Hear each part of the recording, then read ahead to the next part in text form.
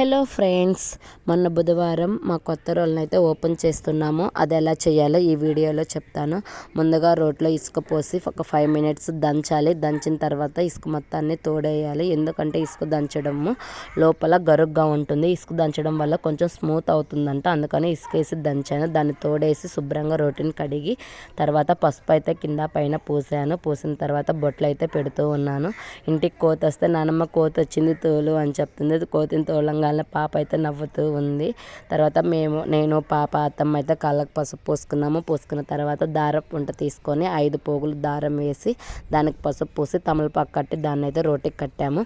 తర్వాత తాంబూలం అయితే పెట్టిన తర్వాత పూలైతే పెట్టాను. రోటి పైన మొత్తము పెట్టిన తర్వాత అందులో కుడుములు అయితే వేయాలి.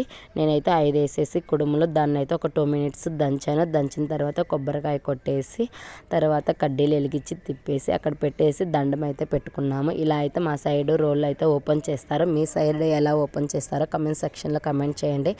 అలాగే మొన్న నేను ఆదివాసి హెర్బల్ హెయిర్ ఆయిల్ పెట్టాను వీడియో. అందులో ఒకళ్ళు అయితే నాకు మెసేజ్ పెట్టారు కమెంట్, 1200ది 200కి ఇచ్చారా, నువ్వు సోది చెప్తున్నావని. నిజమండి, నేనైతే 1200కే వాళ్ళు చెప్పారు. మేము 200కి అడిగాము, ఇచ్చారు. మీరు నమ్మితే నమ్మండి, లేకపోతే లేదు.